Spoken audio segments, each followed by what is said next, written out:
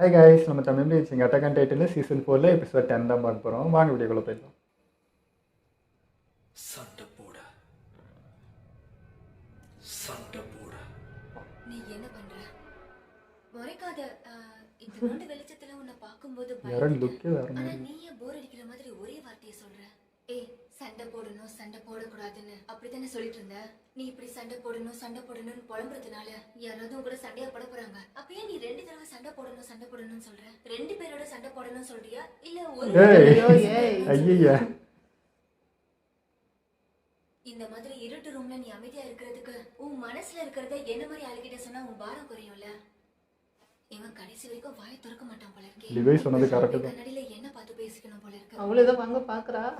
ஒண்ணும் சொல்ல மாட்டா. இல்லன்னா நம்ம இப்படி பண்ணலாமா? எனக்கு உன்னோட ஹேர் ஸ்டைல் ரொம்ப பிடிக்கும். கொஞ்சம் சட பிடிச்ச மாதிரி இருக்க. உன் முடிய நல்லா வாஷ் பண்ணி சும்மாக்குற நேரத்துல இப்படியே பண்ணிட்டு இருந்தானா பார்க்க நீ அழகா இருக்க. நீ இப்ப இங்க எதுக்காக வந்தன்னு சொல்லு. அப்பாடி, ஒரு வழியா நீ என்கிட்ட பேசிட்ட. நம்ம முதல் தடவை சந்திச்சப்போ முழு ராத்திரியும் டைட்டன்ஸ் பத்தி பேசிட்டு இருந்தது ஞாபகம் இருக்கா? அன்னைக்கு நீ எனக்கு சொன்ன எல்லா விஷயங்களும் தான் என் ரிசர்ச் அடுத்த கட்டத்துக்கு எடுத்துட்டு போக உதவுச்சேன். நான் உன்னை ஏமாத்த மாட்டேன். என்ன நீ நம்பு. நம்மளோட இந்த வரலாறு நிச்சயமா மாறும். ஏரன், நீ இத்தனை வருஷங்களா இங்க வர கப்பல்களை நீ தூக்கிக்கிட்டு தானே வந்துட்டு இருந்த. இனிமேல் உனக்கு அந்த அவசியம் இருக்காது. கொஞ்சம் தள்ளியே நீ எங்களுக்கு இன்டைரக்டா வேலை செஞ்சு கொடுக்குற, அவ்வளவுதான். இந்த மீட்டிங் நம்ம அடுத்தது என்ன பண்ண போறோங்கிறதுக்காக தான். உங்களுக்கு இன்னொரு விஷயம் சொல்லன்னு இருந்தேன். இந்த நாளுக்காக தான் நம்ம எல்லாரும் காத்துக்கிட்டு இருந்தோம்.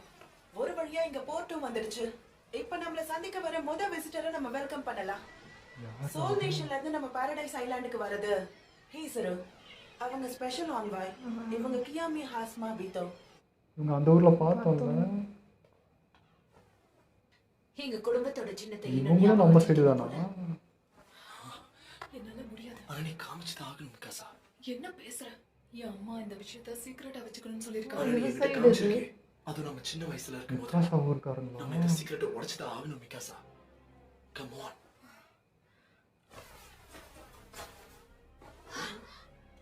சாகிறதுக்கு முன்னாடி என் அம்மா எனக்கு இதை கொடுத்துட்டு ரகசியமா இருக்கட்டும்னு சொன்னாங்க. உனக்கு அடுத்து இதை உன் குழந்தைங்களுக்கு கொடுக்கணும்னு சொன்னாங்க. இவ்வளவு நாள் உன்னை பிரிஞ்சதுக்கு எங்களை மன்னிச்சு. 10 வருஷத்துக்கு முன்னாடி என்னோட பையன் எல்டன் ராஜ்யத்தோட நட்பு உறவுக்காக அங்க பேச போயிருந்தான். அப்ப அவன் பெஸ்ட் ஃப்ரெண்ட் கிங் ஃப்ரெட்ஸோட பேச்சுக்கு மரியாதை கொடுக்கற விதமா பாரடைஸ் ஐலாண்ட்லயே தங்கிட்டான்.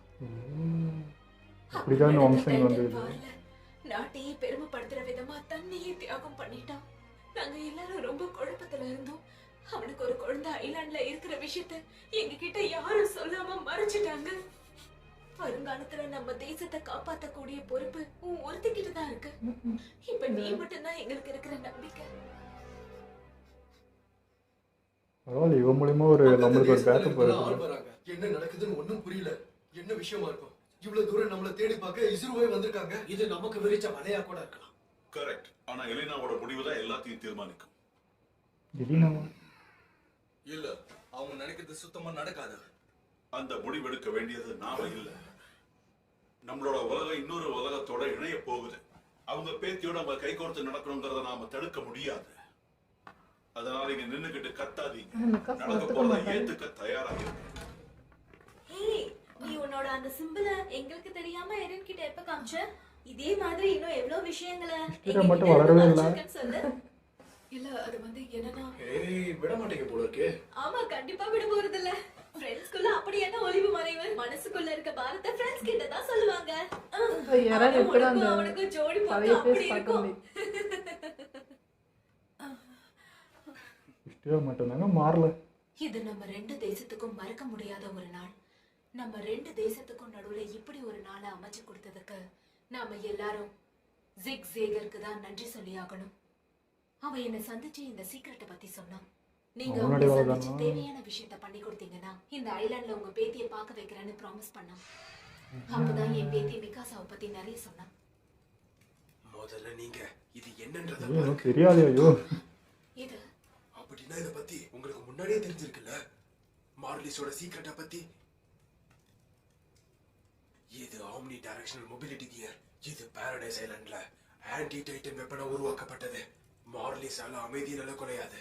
நீங்க தாராளமா என்ன நம்பலாம். ப்ளீஸ் இந்த கிஃப்ட்டை வச்சுக்கோங்க. இதை பயன்படுத்துறதுக்கு நமக்கு ஒரு விதமான ஸ்பெஷல் டைப் ஆஃப் ஃபியூல் தேவைப்படும். இந்த அளவுல சாதிச்சதுக்கு ஒரே காரணம் அவங்க மட்டும்தான். அங்க இருக்கிறவங்க ஒவ்வொரு விஷயத்தையும் ரொம்ப உன்னிப்பா கவனிக்கிறாங்க. ஏன் சொல்றேன்னா, ஐலாண்ட் உள்ள இருந்து எந்த எவிடன்ஸையும் யாராலையும் எடுக்க முடியாது. அப்ப ஜீக் எனக்கு கொடுத்த வாக்கு பாரடைஸ்ல போய் உங்க பேத்தியை பார்க்கலான்னு. அதோட என் தேசத்துக்கு நான் திரும்பி போகும்போது என் நாட்டோட வைரத்தையும் கூட்டிட்டு போகலான்னு ஒரு டெம்ப்டிங் ஆஃபரும் கொடுத்தாரு. மறுபடியும் எல்லாரும் ஒன்னா சேர்ந்து அமைதியா நிம்மதியா வாழ முடியும்னு ப்ரூவ் பண்ணி காட்டுவாரு. உலகம் நவீனமா மாற போகுது. அதுக்கு உதவ போறது ஐஸ்பர் ஸ்டோன். நம்ம உலகத்தோட ஃபுட் செயின் ப்ராசஸையே அது மாத்தி அமைக்க போகுது. இது அவர் கொடுத்த உண்மையான நம்பிக்கையா இருக்குமா? இல்ல அவங்க கிட்ட பணம் பறிக்கிறதுக்காக ஜீக் ஜேவியர் அவங்களுக்கு வச்ச வலையா அந்த இருக்குமா? மாதிரி இது. இந்த மாதிரி எல்லாரும் வர ஆரம்பிச்சு ஐலண்டுக்கு ஆபத்து. என்னால பணத்துக்காக யார் வாழ்க்கையும் ஆபத்துல தள்ள முடியாது. ஒரு நிமிஷம், ஜிக்ஸிக் அப்படி என்ன பெருசா பிளான் பண்றாரு? இப்படி பண்றதால அவருக்கு என்ன லாபம்? அத பத்தி எனக்கு எதுவும் தெரியாது. ஆனா இந்த உலகத்துல ஏலியன்ஸை காப்பாத்தணும்ன்றதுதான் அவரோட லட்சியம். அதோட முதல் கட்டமா எர்சு கார்ப்பரேஷன் உதவியோட அதை சாதிச்சிருக்காரு. இந்த பாரடைஸ் ஐலாண்ட காப்பாத்துறதுக்காக அவர் தன்னோட ஆராய்ச்சியில 3 விதமான சோதனையை மேற்கொள்ள போறாரு.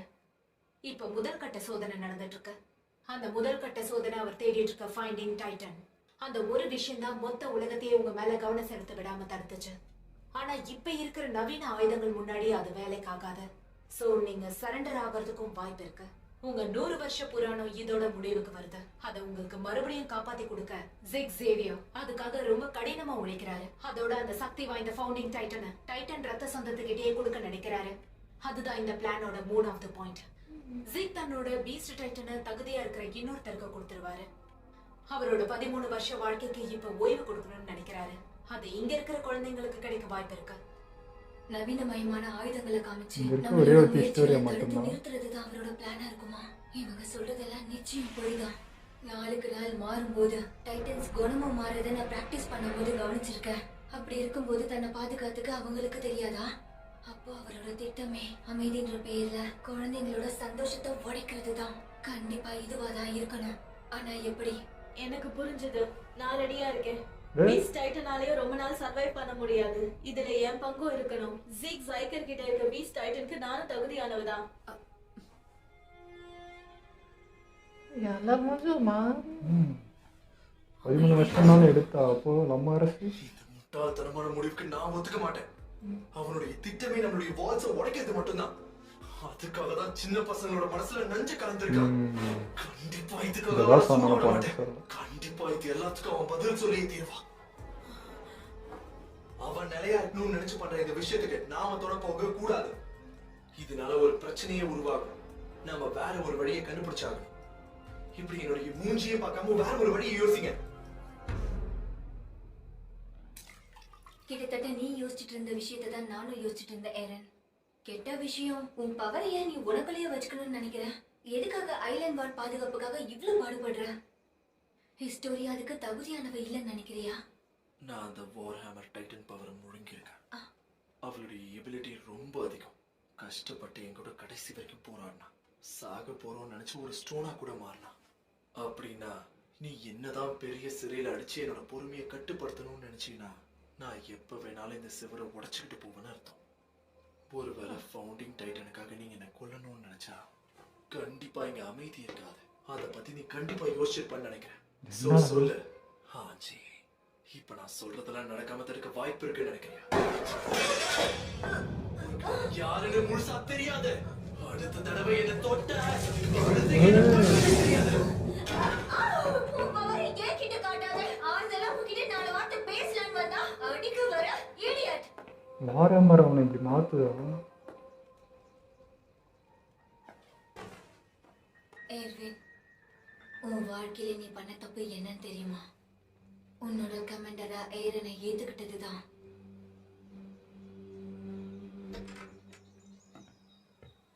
இது அப்படியே தப்பு தப்பா உள்ள இருக்கு. வந்து உட்காரல ஸ்டோரியா. இப்ப நீ உன்னோட ஹெல்த்தை இன்னும் நல்லா பாத்துக்கணும். அதுக்குள்ள பிரெக்னென்ட் என்னடா இது? ஹிஸ்டோரியில பிரெக்னென்ட் ஆகுறது அங்க நடந்ததெல்லாம் நம்ம யோசிச்சு பார்த்தோம்னா அந்த பிளான் மூலியமா ஜீகோ ஹிஸ்டோரியாவும் இந்த ஐலாண்டை சுத்தி பார்க்கலாம்னு நினைச்சிருக்காங்க. அப்படியே கொஞ்ச நாள் போச்சுன்னா புள்ள தாச்சி ஆகி அப்படியே ஒரு குழந்தைய எடுத்துருவாங்க. அதுக்கப்புறம் இந்த உலகத்துல நம்மளோட குடும்பம் எதுவும் இருக்காது, அவங்களோட குடும்பம் மட்டும்தான் இருக்கும். வாய மூடு. அவங்கள பத்தி தப்பா யோசிக்கிறத நீ முதல்ல நிறுத்து. இங்க எல்லாருக்கும் அவங்கவுங்க ஆசைப்பட்டது உடனே கிடைச்சிடுறது இல்ல. எனக்கு அப்படி ஒருத்தங்களை தெரியும். நானும் அவங்களும் ஒரே ஏரியால தான் வளர்ந்தோம். ஃபார்மர் அவங்கள விட்டுட்டு போனதும் அங்க இருந்த பசங்க எல்லாம் கல்லால அடிச்சாங்க. இப்போ நீ பண்ணதும் அதுதான். அப்படியே இந்த சைடு ஆர்ஃபனேஜ்ல குற்ற உணர்ச்சியோட ஹிஸ்டோரியா நின்னுட்டு இருந்தா. இந்த கதையில தன் காதல அவன் புரிஞ்சுப்பான அவ காத்துட்டு இருக்க போறாளா, இல்ல அவ காதல அவன் கிட்ட சொல்ல போறாளா? இந்த காதல் கதையெல்லாம் கொண்டு போய் புத்தகமா போடு. பாரு, அந்த பொண்ணு பேசுனதெல்லாம் வச்சு பார்த்தா நிச்சயமா அந்த பொண்ணு சுயநலமா மட்டும்தான் நடந்துப்பான்னு எனக்கு தோணுது. என்ன, நான் இப்ப இதை கரெக்டா கெஸ் பண்ணனா? அவ சொன்ன மாதிரி ஆனா டைட்டன் ஆக மாட்டா, பிரெக்னன்ட் தான் ஆவான்னு சொல்லுங்க. நல்ல குழந்தை பொண்ணு மாதிரி இருக்கிற ஹெலனாவுக்கு அந்த ஜீக்கு செட் ஆகுமா? இதெல்லாம் ஒரு ஜோடி பொருத்தமாயா சொல்லுங்க? ஆசைக்கு வேணா ஒரு நாள் இருந்துட்டு அந்த பொண்ணு அடுத்த பொழப்ப பார்க்க போகலாம்ல. ரோஜ், நீ ரொம்ப பேசுற. இது எனக்குள்ள ரொம்ப நாள் இருந்த கேள்வி. ஒரு டைட்டனால பிரெக்னன்ட் ஆக முடியுமா, முடியாதா? நீ சொன்ன மாதிரி அவ இன்னும் குழந்தைதான். நிச்சயமா எங்க குயின் அவளை வழி நடத்திப்பாங்க. அது ரொம்ப ஆபத்து. நீ சொன்ன விஷயத்தெல்லாம் யோசிச்சு பார்க்கும்போது சரிதான்னு தோணுது. காரசாரமா போய்கிட்டு இருந்த விவாதத்தை நீ இப்படி சப்புன்னு முடிச்சிட்டியே. ஏய் மார்லி, எனக்கு இன்னொரு பாட்டில் கிடைக்குமா? இதோ எடுத்துட்டு வரேன் சார். கிரேஸ், நிக்கலோ, நீ தேடி வந்து எதுக்காக? குழப்பம் தான் திரும்ப.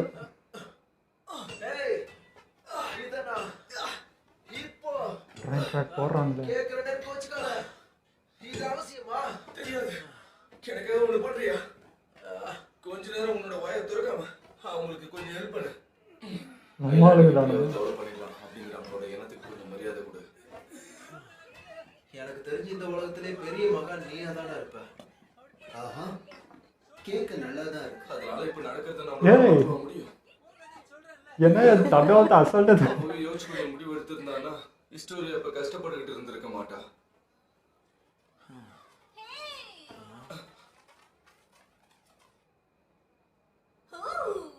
கொழுக்கிற வெயில இந்த மாதிரி வேலை பாக்குறது கொஞ்சம் கொடுமையா இருக்குல்ல? ஆமா, உண்மைதான்.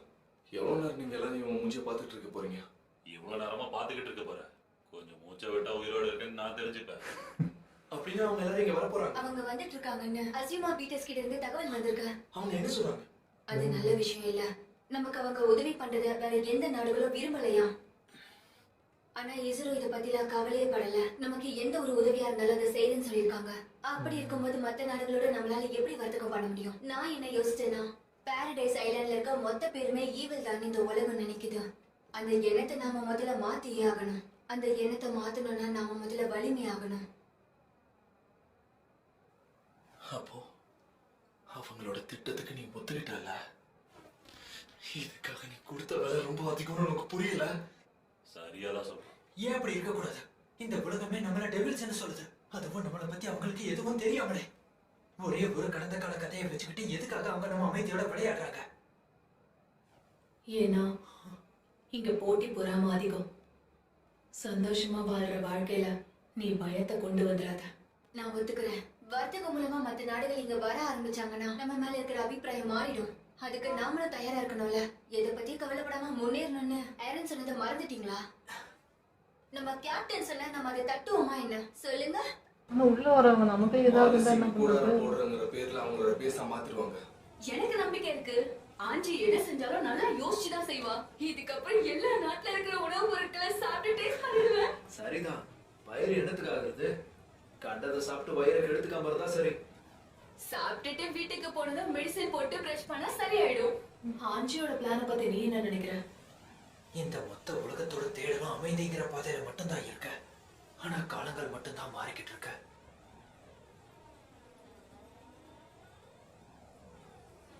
ஒருவேளை நம்ம கிட்ட கொஞ்ச நேரம் தான் இருக்குன்னா, எனக்கு ஒரு 2 இருந்து 5 வருஷம் தான் இருக்குன்னே வச்சுப்போமே. நம்ம சீக்கிரமா ஒரு முடிவு எடுத்து ஆகணும்னு வச்சுக்கோங்க. என்னுடைய டைட்டனை நான் யாருக்கு கொடுக்கணும்னு நினைப்பீங்க? நான் எனக்குள்ள நினைச்சுப்பேன். இல்ல, அது ஆப்ஷன்லயே டைட்னே ஆக முடியாது. மன்சால டைட்டன்ஸ் ஆக முடியும்ன்ற விஷயத்தை என்னால நம்ப முடியல. அதுக்கு மேல நீ எனக்கு இன்ப அதிர்ச்சி கொடுக்கணும்னு நினைக்கிற. இட்ஸு உன்னை பத்தி வேற ஒண்ணு நினைச்சிருந்தாங்கன்னா எப்படியும் மனசுக்குள்ள ஒரு ஆசை இருக்கும்ல, அதை சொல்லு. இவனதான் முதல் விஷயம் என்னன்னா, நான் ஏரனை விட ரொம்பவே ஸ்மார்ட். அப்புறம் நான் இவனை மாதிரி சீரியஸாவே இருக்க மாட்டேன். எந்த ஒரு விஷயத்திலும் சீரியஸா முடிவெடுக்கக்கூடிய ஒரு லீடரா நான் இருப்பேன். அடுத்தவங்களோட தேவை என்னன்னு தெரிஞ்சுக்கிட்டு அதுக்கேற்ற மாதிரி நான் நடந்துப்பேன். அதுக்கப்புறம் எந்த சந்தேகமும் வேண்டாம். அதுக்கப்புறம் நான் தான் இங்க நம்பர் 1 இருப்பேன். இங்க ஒருத்தர் 13 வயசு பையன்கிட்ட தோத்து போன விஷயத்த மறந்து போட்டாருன்னு தோணுது. ஏன்னா ஆரம்பிச்சிட்டாங்க. லீடர் ஆகணுங்கிற ஆசையோட நிறுத்திக்கோ. இந்த ஐலாண்டுக்கு இறந்து எடுக்கிற முடிவு தான் சரி. உண்மைதான், நானே பார்த்திருக்கேன். சரிதானே காணி? எல்லாரும் சொல்ற மாதிரி நீ சரியான ஓட்டவாய்தான். கொஞ்சம் அவரும் பண்ண முடியாது, அவரும் டேக் பண்ண முடியாது. உன்ன மாதிரி ஸ்லோவா இருந்தா எப்படி சீக்கிரம் வளர முடியும்? என்னது? இத உனக்கு சொன்னா புரியாது, புரிய வேண்டியவங்களுக்கு புரிஞ்சிருக்கும். என்ன நம்புற ஒருத்தருக்கு நான் ப்ரூவ் பண்ணி காட்டினா மட்டும் போதும்னு நினைக்கிறேன். அந்த மாதிரி ஒரு சிச்சுவேஷன் வந்தா நீ தாராளமா என்ன எடுத்துக்கலாம். என்ன பேசுற நீ? என்ன எடுத்துக்கிறேன்னு சொல்லி தொலை, மாட்டேன்னு மட்டும் சொல்லிடாத. ஷாஷா நிறுத்து. நீ கொஞ்சம் அமைதியா இருக்கியா? அது உனக்கே தெரியும். டைட்டனா மாறிட்டா அவன் பைத்தியக்காரன் ஆயிடுவான். அவனை உன்னால கண்ட்ரோல் பண்ண முடியாது. நல்லா யோசிச்சு பாரு. என்ன மாதிரியான ஒரு முட்டாள் உன் கூட இருந்தா உன் வாழ்க்கை சந்தோஷமா இருக்கும் ஷாஷா.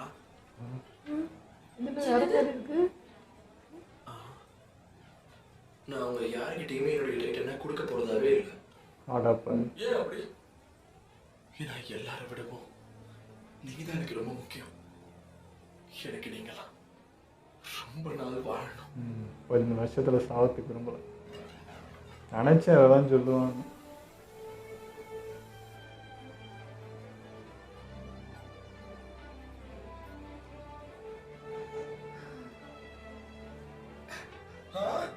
நிறுத்து. ஏன் மறுபடியும் சோபா மாறுற? நீ ஏற்கனவே சொன்னதை கேட்டு நான் ஷாக் ஆகிதான் இருக்கேன். என்ன மன்னிச்சிருக்க ஷான். அது சன்செட்டோட வெளிச்சம் தான். அதனாலதான் அவன் முகம் சிகப்பா தெரியுது. ஓ சரிதான். எங்க மறுபடியும் ஆரம்பிச்சிருவான்னு பயந்தே போயிட்டேன்.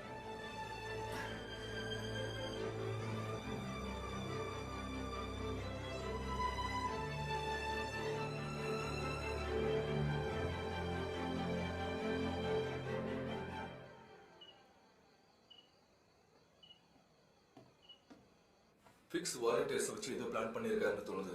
ஸ்ட்ராங்கான ஆர்மியை உருவாக்குற திட்டமா இருக்கணும். அப்படி நடந்தா எல்லாரும் கொல்லப்படுவாங்கன்னு தோணுது. எங்களோட ஸ்கவுட்ஸ்க்கும் அவங்களுக்கும் ஒரு நல்ல ரிலேஷன்ஷிப் இருக்கு. அதனால அவங்க இப்போ அட்வான்ஸ் கூட கொடுத்துட்டாங்க. அடச்சே, இதுக்கப்புறம் நாம முடிவெடுக்க தயங்குவோம். ஏன்னா நாம கொடுத்த வாக்கு ரொம்ப ரொம்ப முக்கியம். இந்த மாதிரி சமயத்துல முடிவெடுக்கிறது ரொம்ப கஷ்டம்.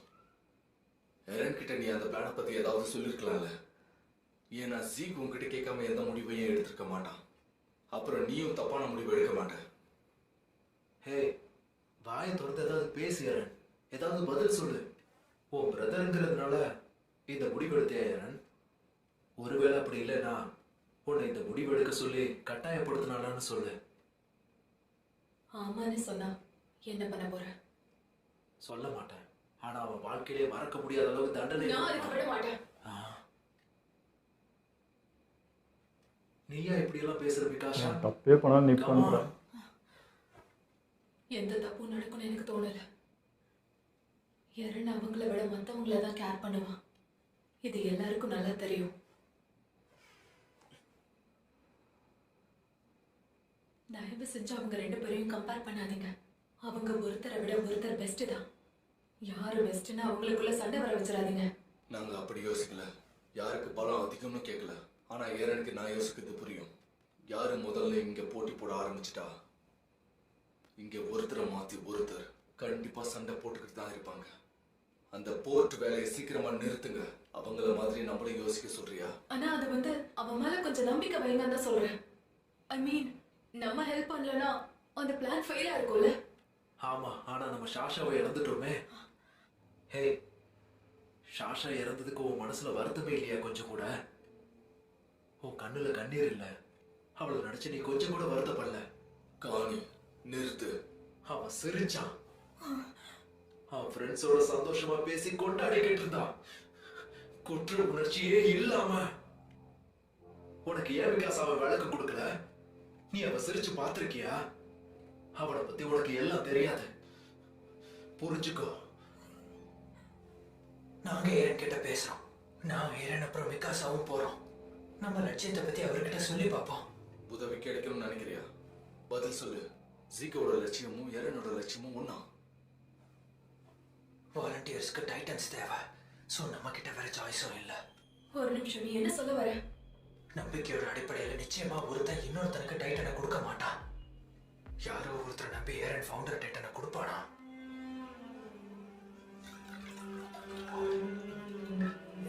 என்னம்மா மியூசிக் இது?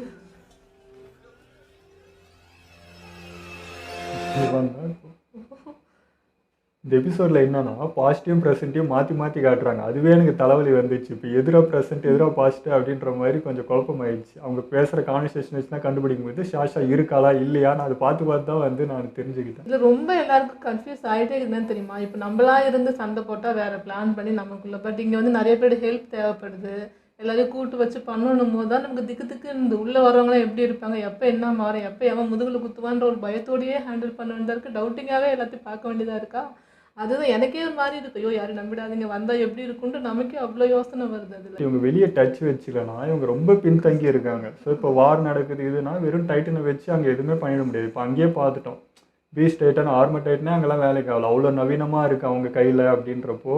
இங்கே இப்போ இவன் டைட்டனாக இருந்தாலும் அவ்வளோ நவீனமான ஒரு எக்யூப்மெண்ட்லாம் அங்கே வச்சுட்டு இருக்கிறப்போ அது சாத்தியப்படாது. ஸோ இவங்களும் நவீனமாகனா நீங்கள் 100 வருஷம் பின்தங்கி இருக்கீங்க, எங்கள் கூட வர்த்தகம் எதனா வச்சுக்கிட்டீங்கன்னா நாங்கள் உங்களுக்கு பண்ணுவோம், நீங்கள் எங்களுக்கு பண்ணுவோங்க. அதாவது அந்த ஓடிஎம் கேரில் இருக்க ஏதோ ஒன்று அது அவங்க எடுத்துக்க பார்க்குறாங்க போல இருக்குது. அது ஏதோ ஒன்று பியூலே ஏதோ ஒன்று சொன்னான். ஸோ அது ஏதோ ஒன்று அவங்க கொடுத்து ஏதோ கொடுத்து வாங்குற மாதிரி தான் எனக்கு தெரிஞ்சது. ஸோ இவங்க வெளியே வர்த்தகம் வச்சுருக்காங்க. ஸோ மிகாசா ஊர் அவங்க வந்திருக்காங்க. ஸோ ஆனால் அவங்க வந்து இவங்க கூட டீல் வச்சுக்கிறது யாருக்குமே பிடிக்கல. ஆனாலும் அதை மீறி அவங்க தனியாக ஒன்று பண்ணிகிட்டு இருக்காங்க. ஸோ இப்போ அவங்களுமே பார்த்திங்கன்னா இவங்க மற்றவங்களுக்கு எதிராக நிற்பாங்க போல இருக்குது இவங்க கூட சேர்ந்து. ஸோ இவங்க கூட டீல் வச்சு அவங்க ஒன்று பண்ணுறாங்கன்றப்போ இந்த டவுட்டை வரதான் செய்யும். இப்போ அவங்க வந்து உண்மையாலே நம்மளுக்கு எது தான் பண்ணுறாங்களா, இல்லை நம்மக்கிட்ட வாங்கிட்டு அவங்கள்ட்ட எதனா ஒன்று கோத்து விட்டுருவாங்களா, இங்கேருந்து இன்ஃபர்மேஷனாக கலெக்ட் பண்ணிடுவாங்களா, நான் அந்த இதெல்லாம் வரதான் செய்யும். பட் மிகாசா கூட உறவுன்றப்போ ஒரு நம்பிக்கை இருக்குது தான். ஆனாலும் அது ஒரு டவுட்டும் இருக்குது. வர்த்தக ரீதியாக ஏதாவது டச் இருக்குன்றப்போ அது டவுட்டும் வருது. எங்கே மிகாசாக்கே டவுட் இருக்குது. அவளே நம்ப மாட்டேன். திடீர்னு வந்து டக்குன்னு ஒட்டிக்கிட்டா யாராலையும் அதை ஏற்றுக்கவே முடியாது. ஜீக் அந்த பக்கம் இருக்கிறதுனால தான் நமக்கு இவ்வளோ தயக்கம் வருது. இப்போ யாரன் கூட வந்து டைட்டன் யார்கிட்ட கொடுக்குறது சும்மா அந்த கான்வர்சேஷன்லாம் போச்சு. நான் அதுக்கப்புறம் கொடுக்க மாட்டேன், யாரும் 13 வருஷம் வரைக்கும் உயிர் வாழ்றதுல எனக்கு விருப்பம் இல்லைன்னா சொன்னால. இப்போ எல்லா டைட்டனையும் கொண்டுட்டு இவனும் வந்து அந்த எல்லா டைட்டனையும் சாப்பிட்டு இவன் இறந்துட்டா இப்போ அந்த டைட்டன் யாருக்குமே போகாது தானே. அப்படியே கூட அதை ஃபுல்லாக முடிச்சிடலாம்ல. இப்போ டைட்டன் ஒன்று இருக்கிறதுனால தான் இவ்வளோ விரோதம் அப்படி ஒன்று இருக்குது. இப்போ அந்த இன்ஜெக்ஷன்ஸ் அதெல்லாம் அழிச்சிட்டு இந்த டைட்டன்லாம் அழிச்சிட்டு இந்த விஷயத்தையும் முடிச்சுட்டா அதுக்கப்புறம் ஜஸ்ட்டு சண்டை வந்தால் கூட அந்த மிஷின் சண்டை கை கலப்பு இப்படி தானே வரும். இந்த டைட்டன்ன்ற ஒரு சண்டை வராமல் இருக்கும்ல. ஸோ அப்படி கூட முடியலாம். அது கூட ஒரு நல்ல எண்டிங்காக தான் இருக்கும்னு நினைக்கிறேன். விட மாட்டாங்களா? அது எப்படி வந்து எல்லாத்தையும் முடிச்சிடலான்ட்டு யாரும் முடிவு எடுத்தா இவங்களாம் என்ன இந்தாப்பா என்ன சாப்பிட்டுக்கொண்டு விட்டுருவாங்களா? ஸோ அதுவும் சண்டை தானே, போர் தானே நடக்கும். அதுதான் போகிறது. அது ஒரு கடைசி போராக இருந்துட்டு போகுதுங்கிற நான் கஷ்டம்தான். எல்லாரும் இது பண்ணிட்டு தான் பண்ணணும். இப்போ இந்த டைட்டனுக்காக தானே சண்டை வருது, எனக்கு வேணும் எல்லாம் போட்டுட்டு வர்றது அந்த ஃபவுண்டிங் டைட்டனுக்காக மட்டும் தானே. ஸோ அதையே இல்லாமல் பண்ணிட்டா எப்படி இருக்கும், அப்படி முடியுமான்றது எனக்கு தெரியல. சாத்தியமான்றது அதுதான் கேட்குறேன். இப்போ அவன் இறந்துட்டா அது வந்து அதோட முடிஞ்சிருமா, இல்லை அதுலேருந்து திரும்ப உடம்புல இருந்து எடுக்க முடியுமா, அது என்ன இதெல்லாம் நமக்கு தெரியல. ஸோ அப்படி சாத்தியம்னா அது எப்பயோ பண்ணியிருக்கலாமே. நம்மளே வந்து எடுத்துகிட்டு இறந்துடலாம்னு சொல்லிட்டு யாரும் முடிவு எடுத்துருக்கலாம் இல்லையா? ஸோ இத்தனை வருஷமாக அது யாருமே பண்ணோன்னா அது சாத்தியம் இல்லாத மாதிரி எனக்கு தோணுது. அப்புறம் இறந்து ரொம்ப மாறி இருக்கா. மைண்டுக்குள்ளே பயங்கரமாக போட்டு யோசிச்சு வச்சு வெளியும் சொல்லாமல் ஒன்று அழுத்தமாக இருக்கான். இப்போ அவன் கூட அந்த ஹேண்ட் செய்கிட்ட பேசும்போது கூட அப்படி தான், நீங்கள் வந்து என்னுடைய வார டைட்டன் எடுக்கணும்னு நினச்சா கூட நான் விட மாட்டேன், கோவப்படுவேன்னு சொல்லுவான். அதெல்லாம் வந்து ரொம்ப ஏன் அப்படி அவன் திங்க் பண்ணுறான்னு தெரியல. ஏன் இவங்க எடுத்து என்ன பண்ண போகிறாங்க? இவங்களே இவனை வச்சு தானே ஒரு விஷயம் செய்யணும்னு நினைக்கிறாங்க. ஸோ அவன் அப்படிலாம் திங்க் பண்ணி இவங்களையே வந்து அட்டாக்லாம் பண்ணுறான். அதெல்லாம் எதிர்பார்க்கவே இல்லை. அவன் தன்னை தவிர யாரும் இந்த உறுதியாக இருக்க மாட்டாங்கன்னு யோசிக்கிறான் போல. என்னை தவிர இந்த டைட்டன்ஸ் அதாவது எனக்கு அடுத்தது வேறு யாருக்கும் கொடுக்கறதுக்கு நான் இன்னும் யாரையும் நம்பலைன்ற மாதிரி சொல்கிற மாதிரி இருக்குது. ஸோ பிரச்சனை என்னன்னா அடுத்தடுத்து இப்போ டைட்டன்ஸ் இப்போ இவங்களாம் 13 வருஷம் முடிய போகுதுன்னா இப்போ அடுத்து யார் பீஸ் டைட்டன் யாருக்குன்றப்போ ஹிஸ்டோரியா அவள் தான் ராயல் பிளட்டுன்றப்போ வேறு வழியே இல்லை, வேறு யாரும் இங்கே இல்லையே. ராயல் பிளட்டில் ஒரு ஆள் இப்போ அவள் தாங்கிறா.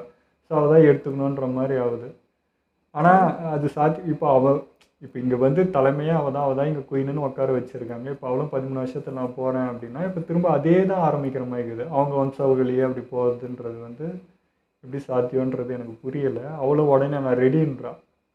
இறனதுக்கு ஒத்துக்கல, அதெல்லாம் ஓகே தான். பட் எல்லாமே இப்போ நெக்ஸ்ட் யாருக்கிட்ட போக போகுது அப்படின்ற கேள்வி வருது. எனக்குமே அந்த கேள்வி தாங்க. இப்போ இறன் இவ்வளோத்தையும் பண்ணிட்டு இருக்கான், செஞ்சுட்டு இருக்கு. இப்போ அவன் டைம் முடிய போதுனா யார் நம்பி கொடுப்பான், அடுத்து இதை யார் எடுத்துகிட்டு போவாங்க, எல்லாம் பெரிய குழப்பமாக தான் இருக்குது. எல்லாமே கலவரமாக தான் இருந்துச்சு. இப்போ நெக்ஸ்ட் யாரான்றது தான் இப்போ இங்கே பிரச்சனையாக இருக்குது. அதுமாதிரி ஹேண்ட்ஸ் ஒன்று சொன்னாங்க, நம்ம வந்து முன்ன பேசிகிட்டு இருப்போம், அப்போ நீ சில விஷயம்லாம் சொல்வேன், அதை வச்சுட்டு நாங்கள் அடுத்த மூவ்லாம் போகணும்னு சொன்னாங்க.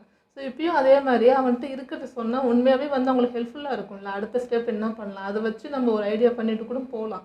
பட் அவன் அதை சொல்லவே மாட்டான். அப்படி என்ன சொல்லாத அளவுக்கு அந்த ஃப்யூச்சர் இருக்குன்றது தெரியல. அவ்வளோ கொடூரமாக இருக்குது. அப்போ சொல்ல முடியாத சுச்சுவேஷனா அது என்னன்னு புரியல. பட் நமக்கும் அது தோணுது தான், சொன்னால் நல்லா இருக்குமேடா, பிளான் பண்ணிக்கலாமே முன்னாடி அதுக்கேற்ற மாதிரின்னு தோணுது. டைட்டில் நெக்ஸ்ட் கொடுக்கும்போது உடனே நினச்சேன் மிக்காஸை தான் ஃபஸ்ட்டு கை தூக்குவான்ட்டு. பட் கை தூக்கி என்ன பிரயோஜனம், நீ வந்து இந்த ஊரில் பிறந்து வளர்ந்து இருக்கலாம், பட் இந்த ஊருக்கு இல்லைல்ல. உன்னோட இது வேறு தானே. இவங்கள வந்து எல்டிஎன்ஸ்னால மட்டும்தான் டைட்டனாக மாற முடியும். ஸோ அவள் அதை யோசிக்காமல் எப்படி அவள் கை தூக்கணான்றது எனக்கு புரியல. அதுதான் சொல்கிறேன். அந்த அந்த அதுதான் இப்போ அவள் அது இல்லை தான். ஆனாலும் இறனுன்னு ஒன்றுனா இறனுக்கு எதுவாக இருந்தாலும் எனக்கு தான் வரணும் அப்படிங்கிற அந்த தாட், அது வந்து அவளையே மறக்கிறா. அவள் யாருன்றது கூட மறந்துட்டு இறனா எனக்கு தான்ப்பா அப்படின்னு அவ்வளோ இதாக இருக்கா, பைத்தியமாக இருக்கா இறன் மேலே. அதனால தான் அந்த வார்த்தைலாம் வருது. அவன் எல்டிஎன்ஸாக இப்போ சப்போஸ் இருந்தாலும் இறந்து குத்துருவானா, இப்போ சாப்பிட்டோம் அப்படின்னு 13 வருஷத்தில் அப்படின்னு கொடுப்பானா, அவனை சத்தியமாக கொடுக்க மாட்டான். உன்னை தவிர வேறு யாருக்குன்னா கொடுப்பான், அவனுக்கு கொடுக்க மாட்டான். இப்போ நம்ம ஊரும் பார்த்தீங்கன்னா வளர்ச்சி அடைஞ்சிட்டு இருக்கு. பேரடைஸ்குள்ளேயும் எல்லா வளர்ச்சி வருது. ட்ரெயின் ட்ராக் போட ஆரம்பிச்சிட்டாங்க, ட்ரெயின் அதெல்லாம் வருது. உள்ளே வந்து எக்யூப்மெண்ட்ஸ் எல்லாமே வர ஆரம்பிச்சிட்டு போல. அப்போ அங்கே வர்த்தகம் ஆல்ரெடி தொடங்கி வச்சு 2 பேரும் இப்போ கொடுக்கல் வாங்கல் போயிட்டு தான் இருக்குது. இப்போ இன்னொரு ஊர் நம்மளுக்கு சப்போர்ட்டாக நிற்குது, 2 ஊருன்ற மாதிரி நிற்குது. ஸோ இப்போ மொத்த உலகத்துக்கு இப்போ இவங்க நிற்க போகிறாங்க, அதெல்லாம் புரியுது. பட் இங்கே எல்லாத்துக்கும் நடுவில் நிற்கிறது யாருன்னா ஜீக்கு. எல்லா உறவையும் பார்த்தீங்கன்னா அங்கே எடுத்துகிட்டு வந்துடுறது. இப்போ இந்த இது கூட சேர்த்து வச்சது, விகாஸ் அங்கே இருக்கான்றப்போ அவங்க ஊர் கூட டீல் போட்டது எல்லாமே பார்த்தீங்கன்னா ஜீக்கோட பிளானாக தான் இருக்குது. அப்படின்றப்போ இது வந்து டேஞ்சராக இருக்குமோன்ற கவலை தான் திரும்ப வருது. இப்போ லாஸ்ட்டாக பார்த்தீங்கன்னா ஒரு பிஜிஎம் போட்டு அவனை காட்டுறப்போ அது கொஞ்ச நேரம் மிரண்டுட்டான், ஏதோ ஆக போதோ ஐயோன்ட்டு அப்படின்ற மாதிரி இருக்குது. அவனை நம்பவே முடியல, அவனோட பார்வை லுக்கு. ஸோ இது மொத்தமே இப்போ அவனால் தான் நடக்கிற மாதிரி இருக்குது. இந்த ஊருக்கு நடக்கிற எல்லா விஷயமே ஜீக்கோட மூலையில் நடக்குது. அப்படின்றப்போ இது கரெக்டாக போகுமான்றதே எனக்கு டவுட்டடாக தான். அதான் முன்ன வந்து பேசியிருந்தோம், இந்த மாதிரி அவங்க வந்து இங்கே பேசி இங்கே ஒன்று சேர்ந்தால் நல்லா இருக்குமே நம்ம ஒன்று சொன்னோம். ஆனால் அது வந்து இந்த மாதிரி பிளானிங்கில் அவன் ஒரு பிளான் போட்டு இப்படிலாம் கொண்டு வந்து சேர்ப்பான்னு நினைக்கல. ஆனால் கொஞ்சம் பயம்தான். ஓகே, இதெல்லாம் நம்ம வீடியோ முடிச்சுப்போம். மறக்காமல் லைக் பண்ணி ஷேர் பண்ணுங்கள், மறக்காமல் சப்ஸ்கிரைப் பண்ணிடுங்க.